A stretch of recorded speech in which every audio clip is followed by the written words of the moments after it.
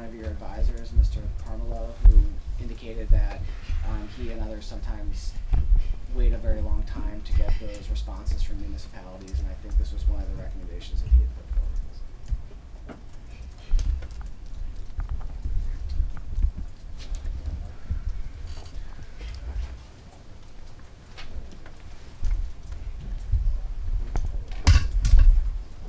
Well, team, what would be productive for our next step? Oh, yeah, Jamie. I did want to try and be responsive to your question about the energy efficiency, why that was removed from 9F.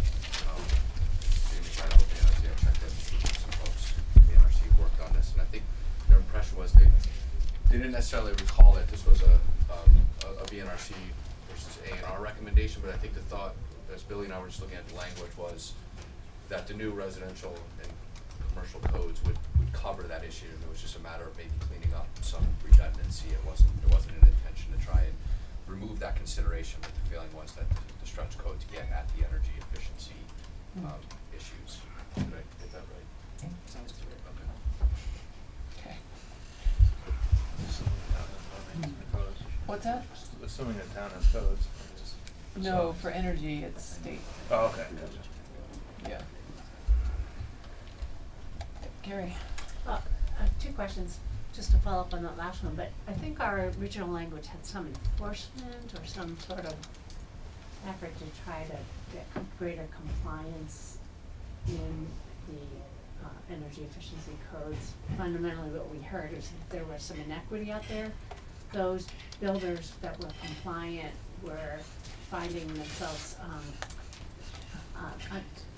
disadvantaged to those other folks in the construction industry that weren't necessarily compliant, so they could actually bid at a lower cost. And I think that there was an intent for us to try to encourage greater compliance statewide. Where we had enforcement. Yeah. I think you had sort of a compliance check Yeah. in your bill. I mentioned that just to think that's something we were concerned about, again, trying to create a fair and equitable work environment for all those bidding for construction projects under District.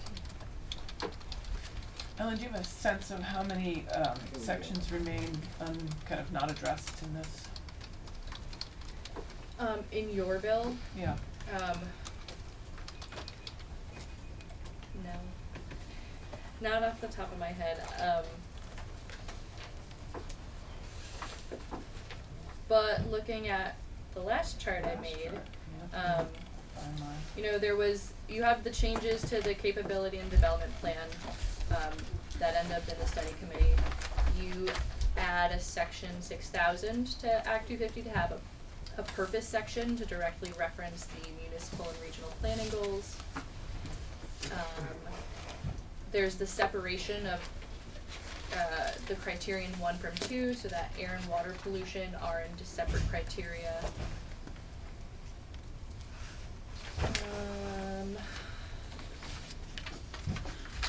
And your multi-tier jurisdiction isn't directly addressed.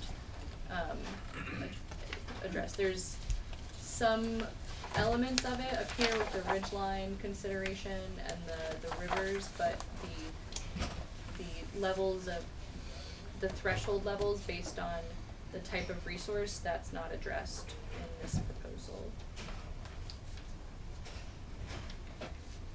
The definition of commercial purpose is added. In your bill, there's an adjustment for the per diem rate. There is the issue of slate quarries, which is not in the joint proposal, as well as pre-existing pits and quarries. Your bill also has a proposal related to release from jurisdiction, which is only briefly addressed in the joint proposal related to downtown, the exemption related to downtown and neighborhood development areas. development there can be released from Act 250 jurisdiction. Mhm. And your release from jurisdiction proposal is different.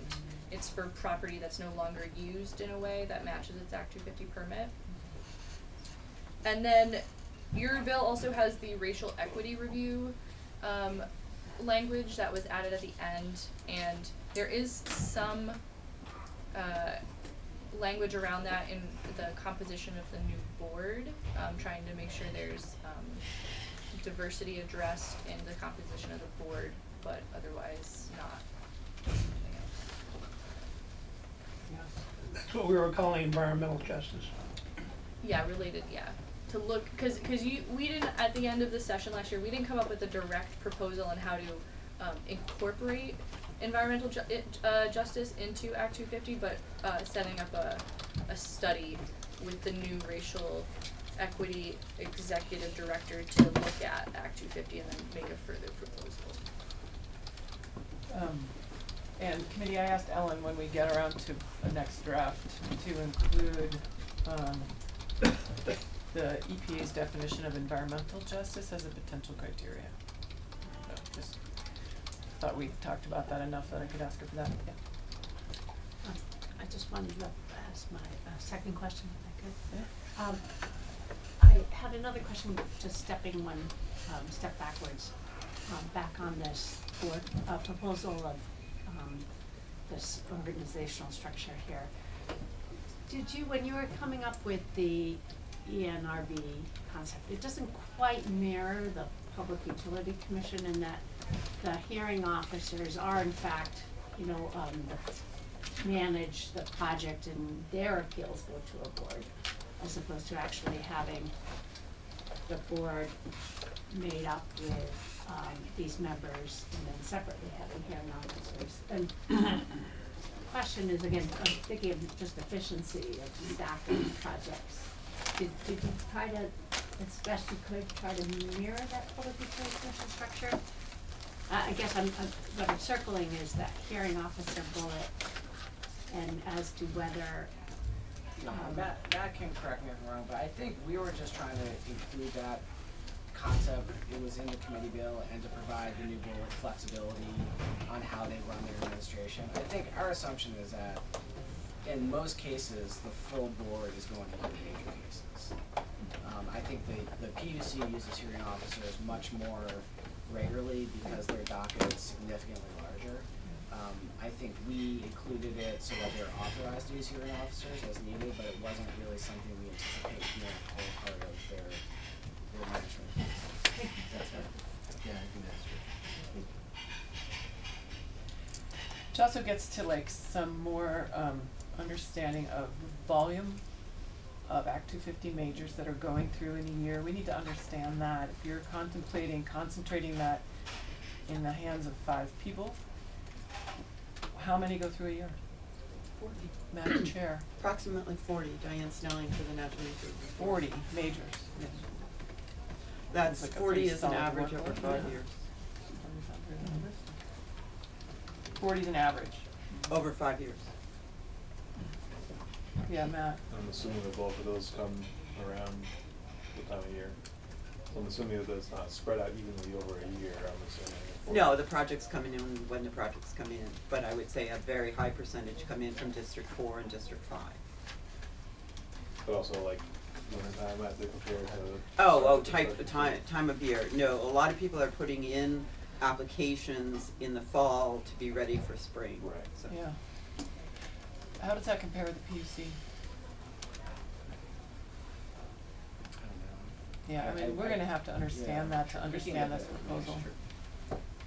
We need, I mean, that, yeah. That's significant.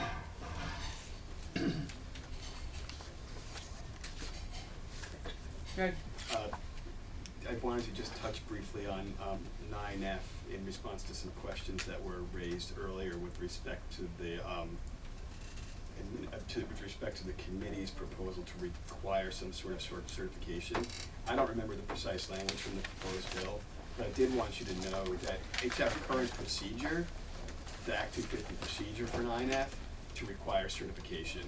So if the if the committee was willing to entertain some kind of certification with respect to compliance with the various codes, it wouldn't be a significant leap or a leap at all from what's currently in practice.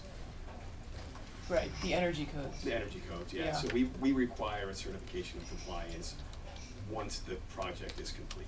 Uh-huh. Under current law, it's our procedure, it's not a I think rule or that's statute. part of why we put it in there. I think I remember hearing Yes, that, and yeah, like, we so were it's- just it- like, you know, it is the standard right now, just not in the statute or in our rules. yeah, it's a gap in the projects that are not probably triggering Act 250. Yeah, more than likely. Yeah.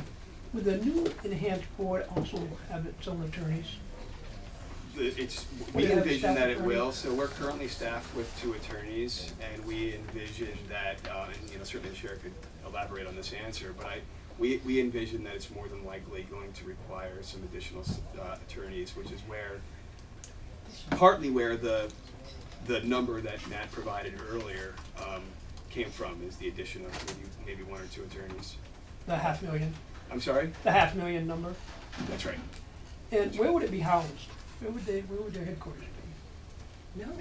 I'm sorry, Greg Boble, attorney, is persistent in thinking that if there is a new NRB, it should be housed in Randolph, and so he always says that, and I say, no, it will not be. I don't think we know yet. Do you live in Randolph? I live 10 minutes in Garner, 10 minutes from Randolph. I'm gonna need a lot more understanding of public involvement and how you envision making it more accessible than the current system that we have. I mean, we get a lot of feedback on the PUC not at all being user-friendly, and we've just heard this is modeled on the PUC process. And Act 250 is really supposed to be about people weighing in on developments that are happening in their region. And it's become harder to do that under the current system, and so any changes we make, I would like to make sure that public involvement gets better, easier, not more expensive. Have you thought about that, or can you? Yeah, I think we have. I'd say 2 things.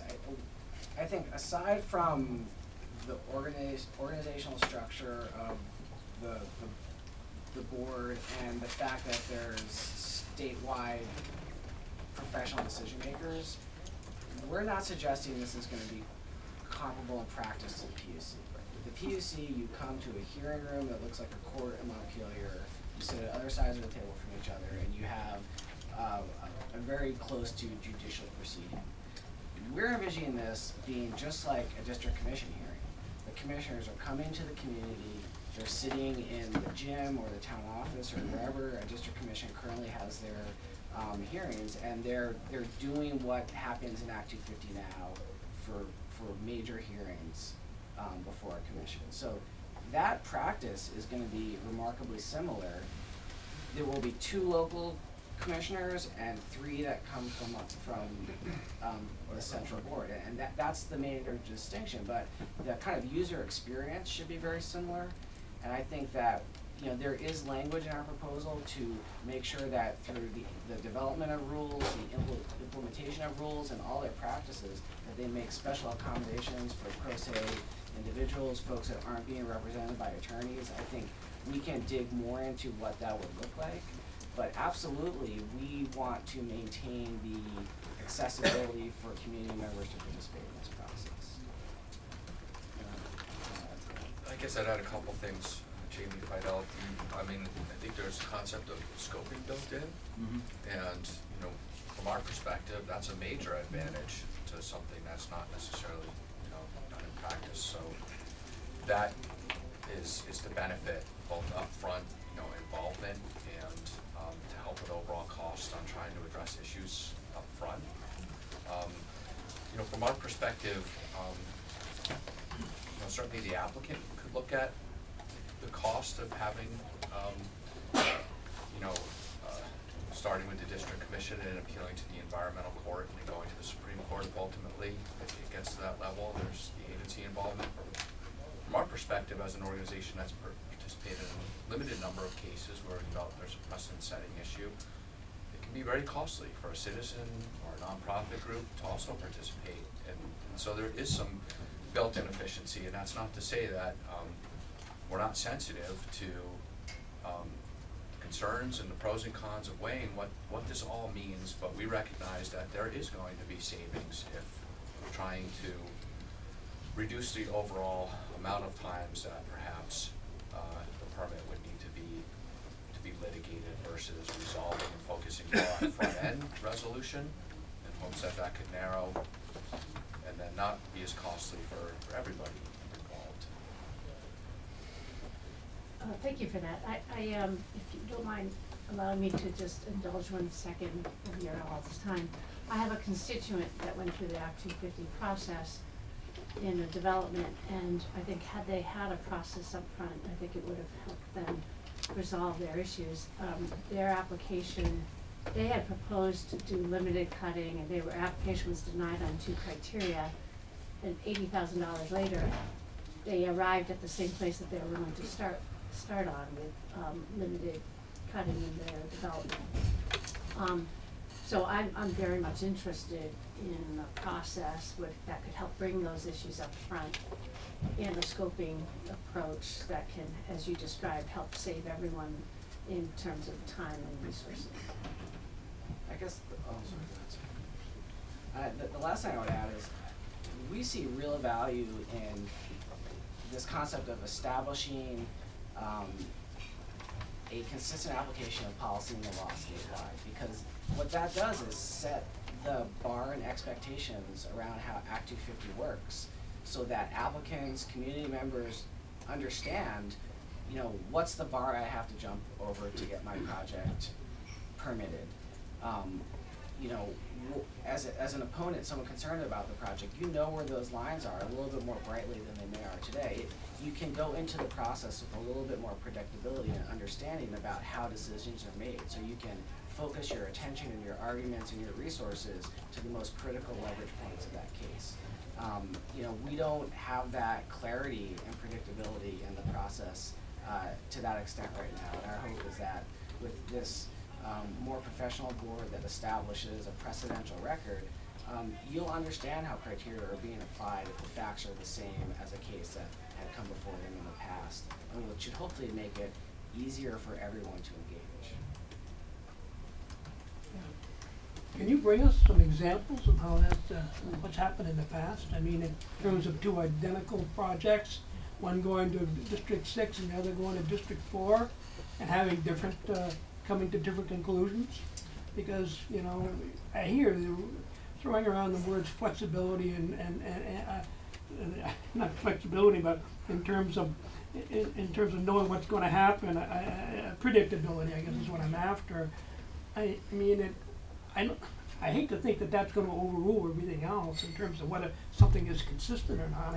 Because I kind of think it's relative to the land and geography. I think geography is getting a short shift here, and I'm concerned about it. I've asked our folks who work regularly in Act 250 to, we've been kind of compiling that list. We're refining it in a way that we can present it to you all. So, I will have that as soon as tomorrow or Tuesday, or early next week, so I can certainly share that with you. Thank you.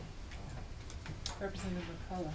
Well, to build on that thought, and that's where I was going also, I was asking for side-by-side from council. So this work that everybody's done really, to quote another legislator, offers us a path forward.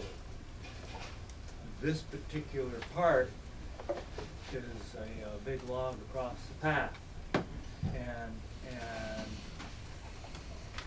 I think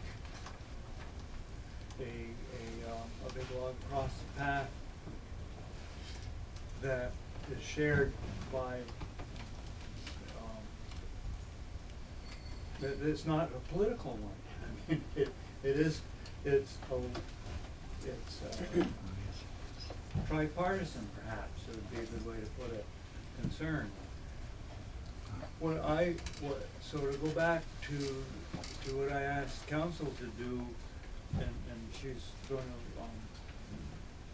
bulk up the work she's done already, is a side-by-side.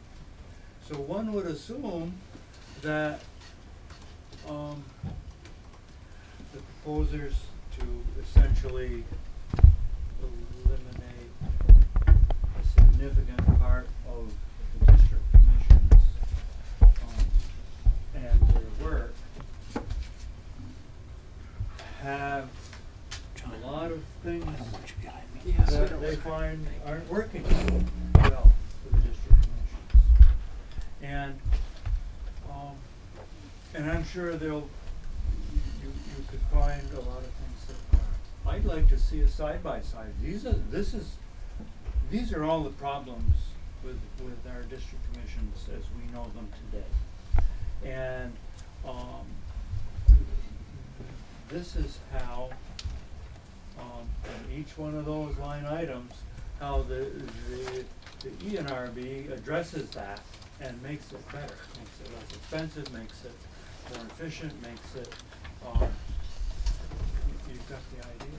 And then we might have a better idea of, do we really want to do this thing, or do we want to, and it might help us better discover, well, maybe we don't need this log across the path. Maybe we can agree on what needs to be done to make the existing system work better. I think what I mean by existing system, the existing district commissions to be more effective and maybe represent more statewide equity, if you will. Maybe so that might become obvious to us, and then we don't have the log across the path anymore. I would really like to see something like that as part of my decision making. Can I try to summarize what I think I just heard you ask for? Yeah, Which I please. think is like an explanation of the problem we're trying to solve, and then how we're addressing it, and possibly some information about that problem. You asked for an example Yes. of similar projects. Where's the inconsistency? I mean, one of the hardest parts about looking at Act 250 is that very few projects result in unfortunate outcomes that are, and we tend to respond to those. And we take a system that is generally working, and we tweak it, and then we're not sure what it, I mean, I think that this is, we have to be careful in our response to the sort of drumbeat of inconsistency and the need for consistency and predictability when, 95+% of applicants get their permits. So, I think I'm hearing Representative McCullough say, for this section, he needs that. Do we need that for other sections? And sort of I mean, I know you were respectfully trying to respond to some of the things in our bill, so I'm not saying like, oh, that's all on you, but, and I appreciate that very much, but, in this particular instance, I think we contemplated strengthening the board without making other significant changes at the regional level. And yours does it makes some pretty dramatic changes, and understanding the ramifications of those, the need for them and the ramifications would be helpful. Sure. Other sections of the bill that we would like to see that come to us to help us decide. Do we know yet? We may not know. We haven't done a walkthrough. Yeah, well, for me, I don't have total buy-in on all of the other proposals there, but you know what? They're not deal stoppers for me. I can live with some of the things that I see here that I don't particularly like.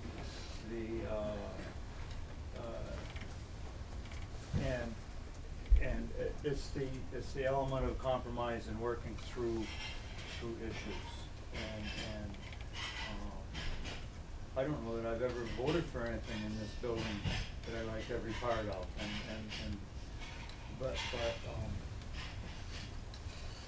the new board / appeals remains, not just for me, but for many people, a major concern that needs more flushing out, that I think my request might help us with that decision-making process. And no, I have not made my mind up as to, no matter what you tell that guy, he's just gonna go, no, anyway, not the case. Yes. Yeah, I just want to follow up on what Jim is saying. I tend to agree with your perspective on this. As far as the rest of the sections in here, I think it's about language and about making comparisons between our bill and what's being presented to us. So we need those side by side. I don't think we need the whole bills, all the bills from A to Z, side by side, but just the issues we need to look at.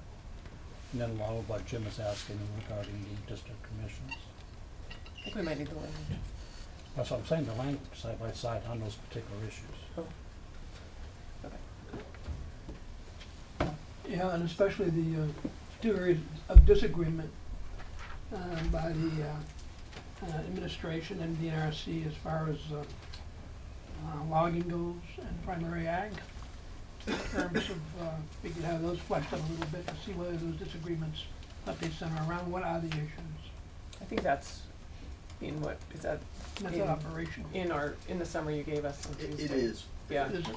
Yeah, so this, I think different sections, correct me if I'm wrong, Matt, but some have more of an explanation than others.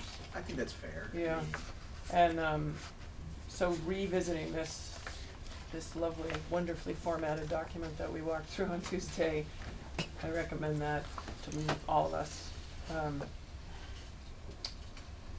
And then, so that we can be most productive next time, I really want you to put a little more energy into this. And right now we're making requests of all of the folks who are supporting us, so if we could,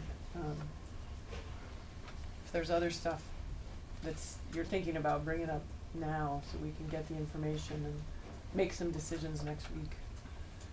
Set ourselves up for decision, like what do you need to know? I feel like we got, oh, sorry. Oh, no, go I feel like ahead. we got, you know, when the lawyers came last year and they had a presentation about what exists and what the verb would be. I think Jim's, I don't know if I heard this right, but maybe we just can fix kind of the current system a little.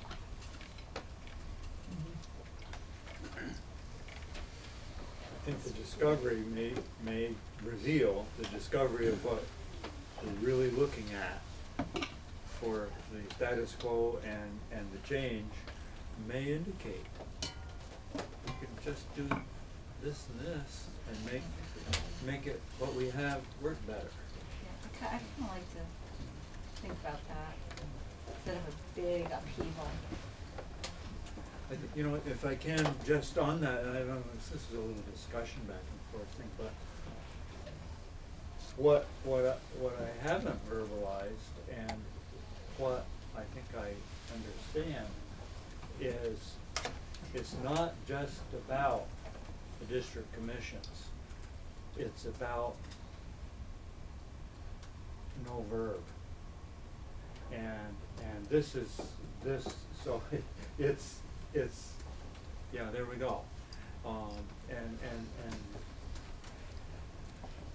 that's gotta be addressed. I mean, so if we stay with the status quo of district commissions, then what are we doing with the e-court or the verb kind of a thing? And so then that becomes a slippery slope kind of a area of concern for the committee.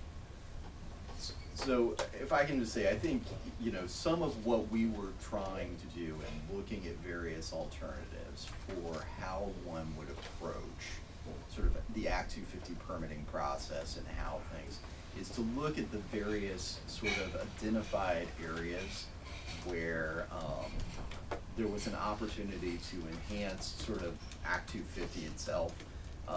you know, whether, you know, what did we lose when we lost the environmental board? What benefits existed then? What challenges exist with respect to the existing core structure? And so I think I'd just like to say, this is the proposal that all of us put on the table is not an indictment of district commissions, even though people who are in it may feel that way.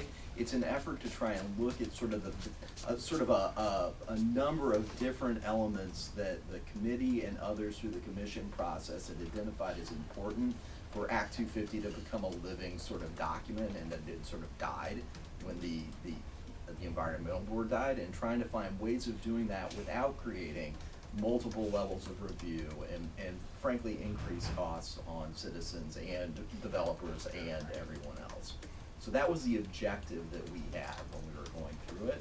I also appreciate it's a significant change and it creates an emotional and real response, right? If this isn't done right, then it will not have the sort of effect that the communities expect when interacting with Act 250. Representative Dole. Thank you for that. I just wanted to add, the reason why I'm intrigued by this is somewhat related to the example I gave. The value of that predictability means real savings to people who are proposing. And what I have heard that more sophisticated developers or proposals have in their budgets the resources to be able to manage going through Act 250 process, including appeals process. But it's having, our neighbors and real people being able to access that process in an affordable way is also an inequity that we'd want to be able to realize and support. And I think what you had just described illustrates that there could be potentially some real value to citizens in being able to use that process in an affordable way and get the results that we all are seeking. And I just wanted to clarify why I'm open to thinking about this, because there is some real value to the individual citizen when you have something that is predictable or conversation, something built in with a scoping element that can result in a good project that's affordable to those participating in the process.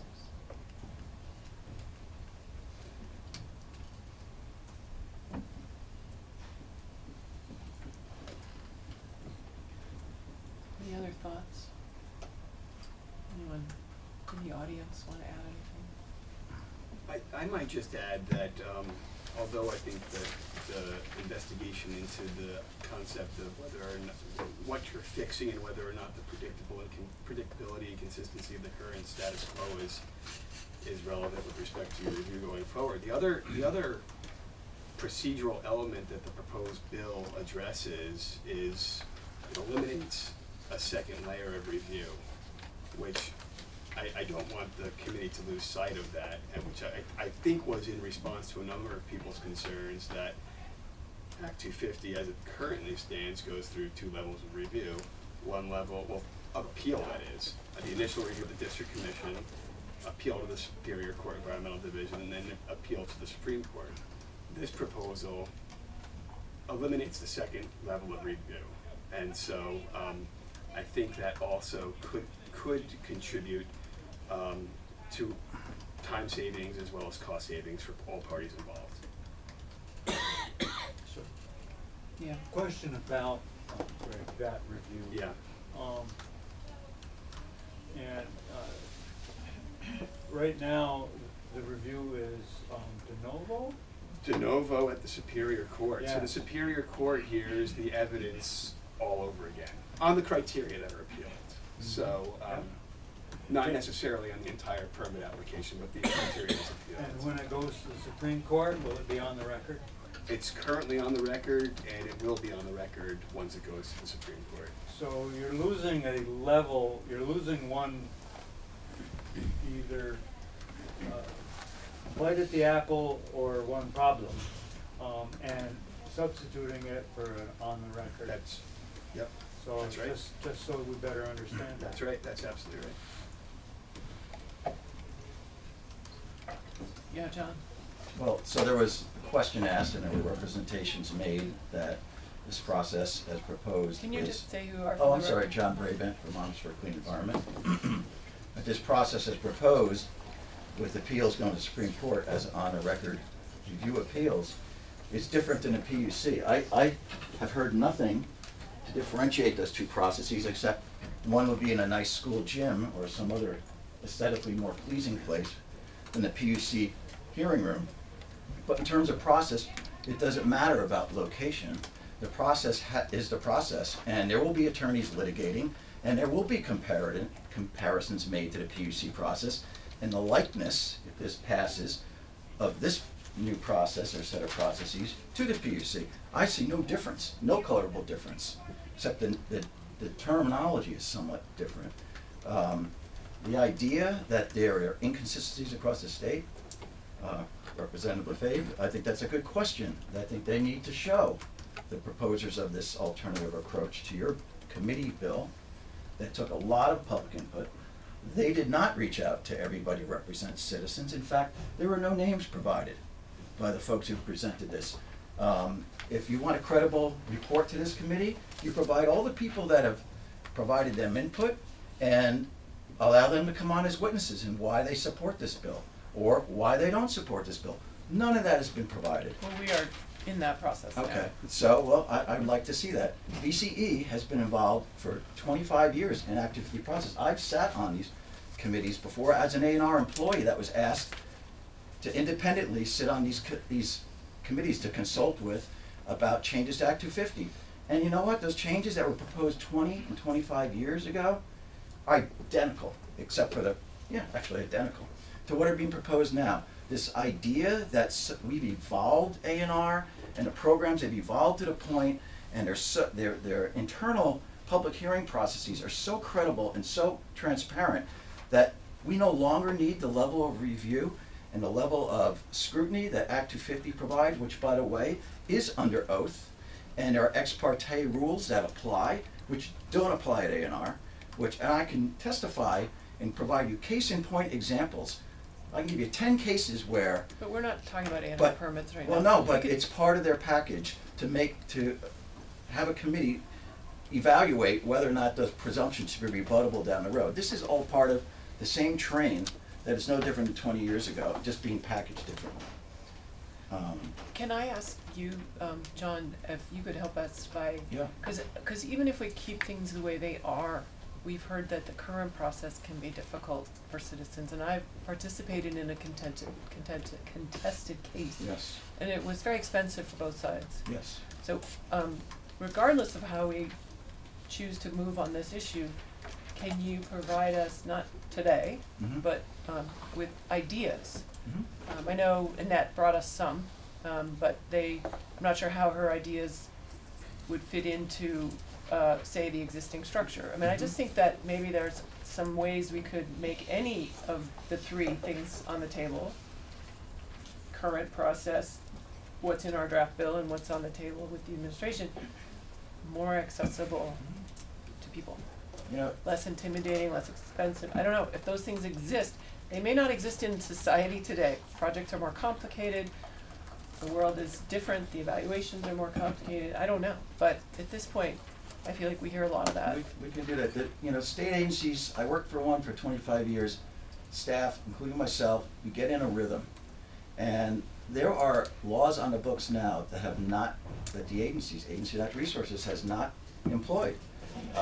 Consolidated permit review. They have the ability to review these things all together. They employ that minimally, if at all. That's been on the books 25 years or more, since CUNIT. So it's more than that. And it's 1990 anyway. Johnny Lash was secretary. There is the Requirement Act 250, or the Opportunity in Act 250 for the parties to get together, as is being suggested here. It's already in law. It's already embedded in law. Make that a requirement. Don't rip the whole thing apart. Make that a requirement that's one that of- parties get together. That's here. Simple fix. We don't have to rebuild the whole thing.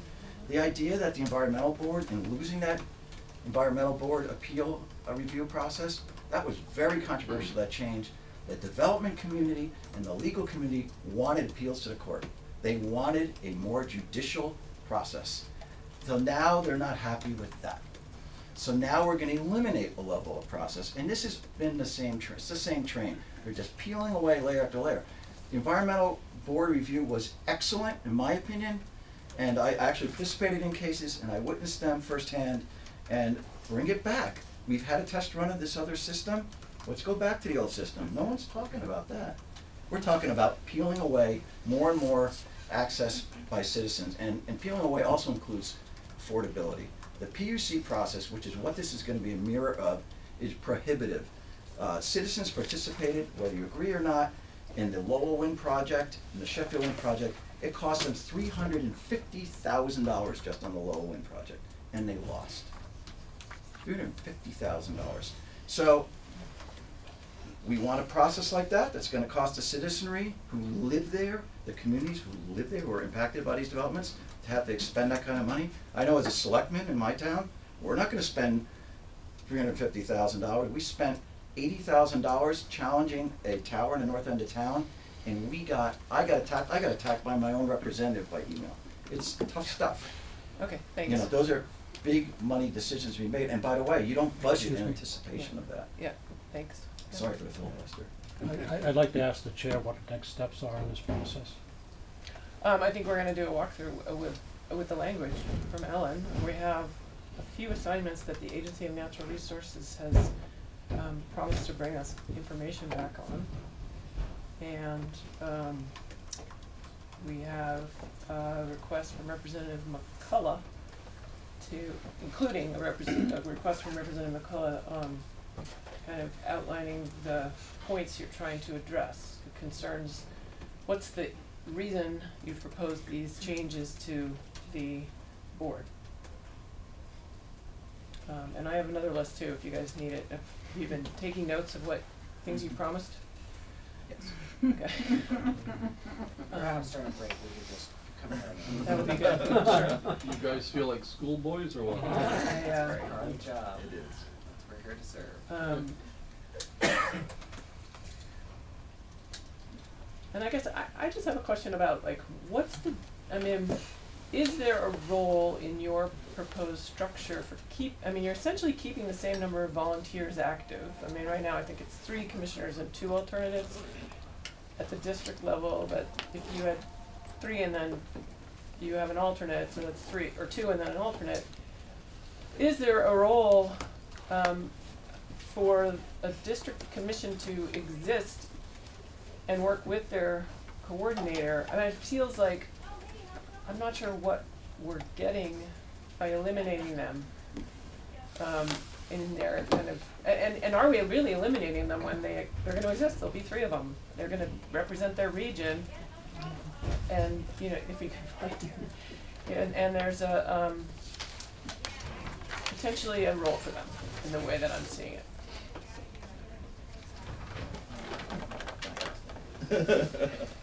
I think there's opportunities for us to have conversations to explore. Yeah, okay, those I mean, it issues, just think. seems to me that they're, yeah, okay, great. Okay. Yeah, We are at a spot where, in my opinion, we're not going to be able to have another whole complete round of witnesses.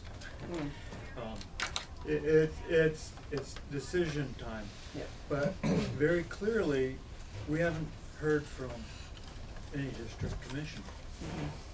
And District 4 and District 5, I heard today, are the busiest ones out of the 40.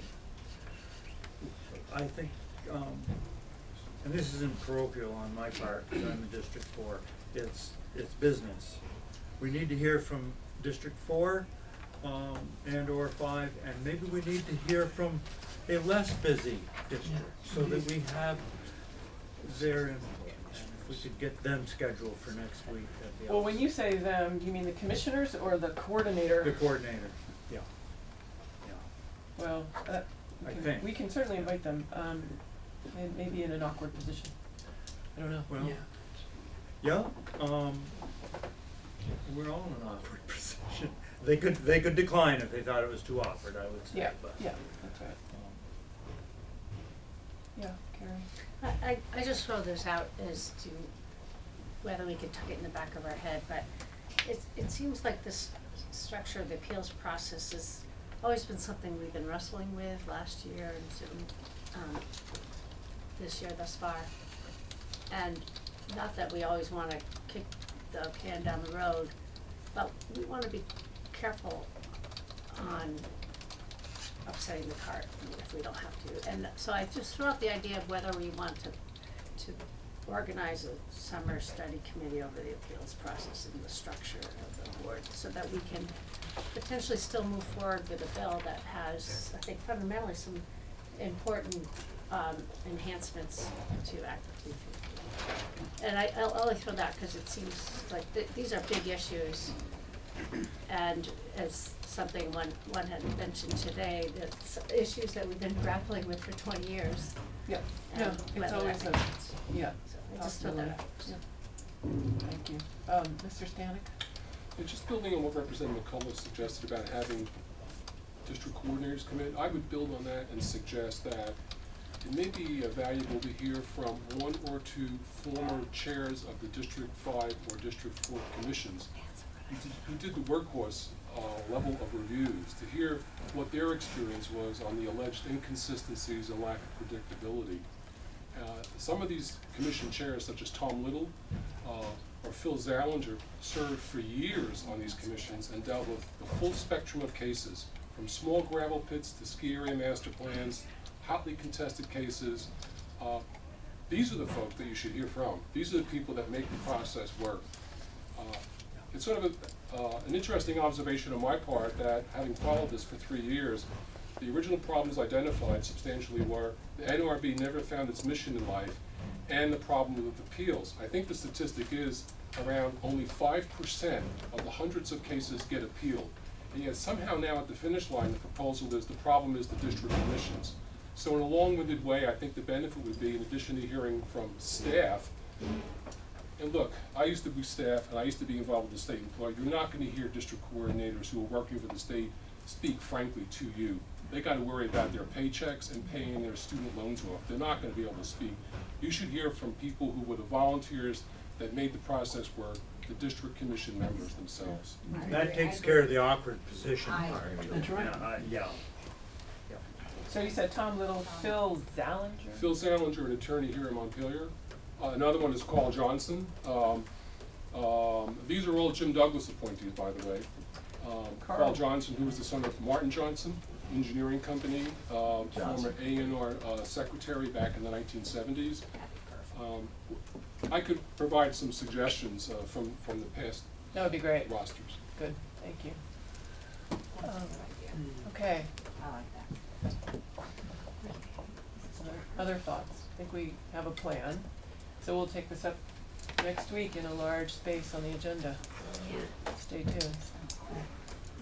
Ellen, how long, when can you have a side-by-side for us? Well, it's a 3-day weekend, so Not anymore. probably when would be easiest for the committee? We don't need a Tuesday, but Okay. Wednesday Wednesday. would be great. Great. All right, thank you. We're adjourned. Just a suggestion on the side by side. What I was Make them before we adjourn. But I'm saying, correctly, instead of trying to do a side by side, you will have